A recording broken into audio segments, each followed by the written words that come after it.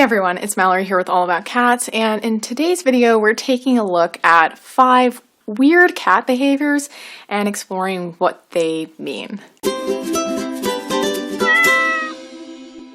So the first kind of weird cat behavior I want to talk about is this kind of grimace cats will do when they're smelling something sometimes. So you'll see your cat sniffing around some area, maybe something another cat has rubbed on, and they'll suddenly pull their head back, open up their mouth, stare off into space, and just stand there with their mouth open.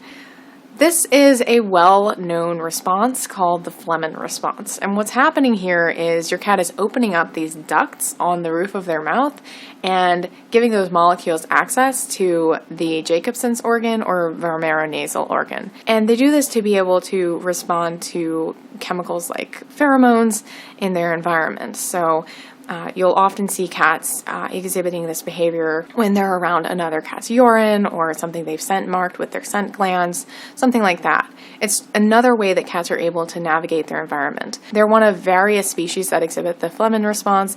You'll observe it in a lot of cats and animals in a mating context. So males will do this when they detect a female's urine. So it's a pretty cool response, and in a way, cats kind of have a sixth sense. So the next behavioral phenomenon I want to talk about is gagging at combs. I don't know about you, but I only found out about this pretty recently. The internet started blowing up a little bit with these videos of cats reacting to someone running a finger along the teeth of a comb.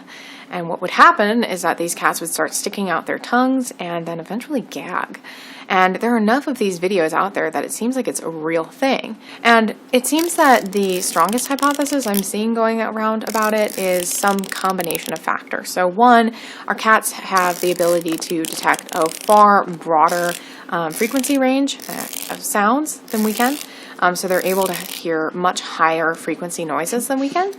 And this means that maybe when we're running our fingers along these combs or making similar noises like turning a ratchet wrench, we're exposing our cats to some sound that is uncomfortable for them and causing that gagging response. The other thing that I've seen as a contributing factor is that perhaps the sound is at a certain frequency that kind of irritates or feels funny in the larynx, and so cats respond in this way. We also know that some cats, especially older cats, will sometimes have a noise-activated seizure response, but this seems to be more common among older cats, especially deaf cats, and it's not clear if it's a related issue. So this is one that remains really a mystery, but it is a fascinating mystery. So I'll put links to some of those compilations so you can check them out, as well as some additional resources to give you some more insight into what this weird behavior is all about. Next up is chattering. So maybe you've seen your cat sitting in the window, they're looking out at some birds, and then suddenly their face tenses up, their whiskers stick straight out, and they start chattering, almost like they're trying to sound like a bird or a squirrel. What do we have? Visitors. We have visitors? Huh? And this is a very common behavior that we'll usually see in cats who are hunting and looking at prey.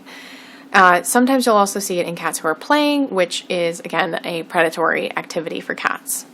So what's going on here? Well, again, we don't really know. There are a few popular hypotheses about why cats do it. People say that it's a frustration response. I'm not sure how likely that seems. I know cats will do it when they're outside and they have perfect access to the prey.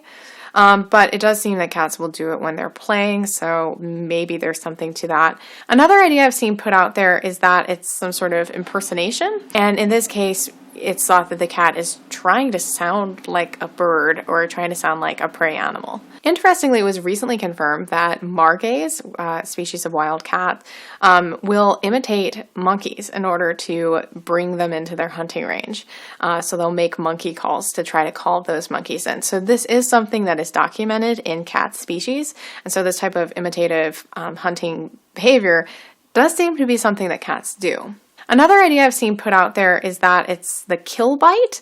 So it's a simulation of the bite a cat would do on the back of a prey animal's neck in order to sever their spinal cord. I'm not so sure about that one. It seems a little bit far-fetched. Next up is scratching around the food bowl or putting toys in the food.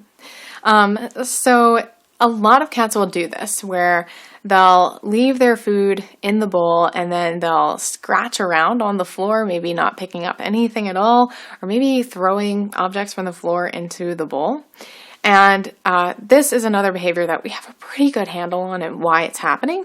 So as you probably know, our domesticated cats haven't really evolved that much from their wild ancestors, and they share a lot of their behaviors. And cats in the wild will cover their prey, cover their kills, in order to hide it from scavengers. So they're covering everything up, they're hiding it visually, probably masking the smell of it a little bit. And this helps to protect it when they have to go somewhere else. An interesting little anecdote, I live in the woods and there are mountain lions in the area, and I have followed a blood trail to a deer carcass once.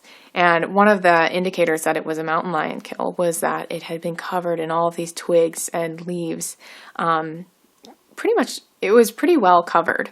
And so this was one strong indicator that this was a mountain lion kill. This is something that cats will do. It was really interesting to see this because I had always seen my own cats doing this digging or covering behavior with their own food when they had leftovers. So knowing that cats don't like to have their food left out is just one more reason to not free feed your cats, right? So cats will feel more comfortable if they have small, discrete meals rather than eating out of a huge bowl all day, every day, right?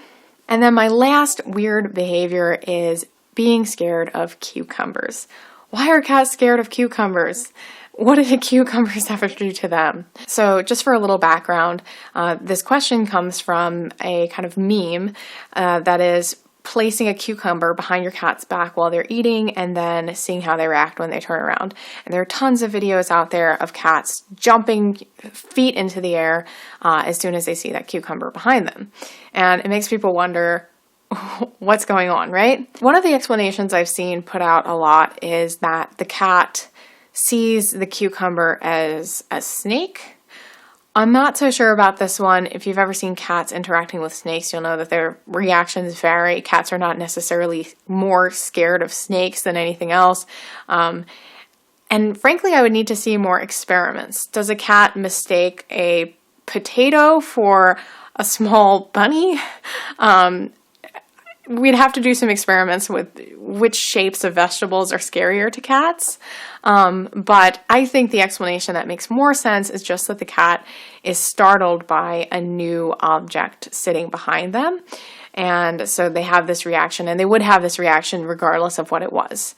It's possible that there's something about the smell or the shape or the color of a dark cucumber, but it seems far more likely that it's just the surprise of seeing something behind them. And this will vary depending on what your cat's personality is and just the way they've been socialized. So that's it for my 5 weird cat behaviors.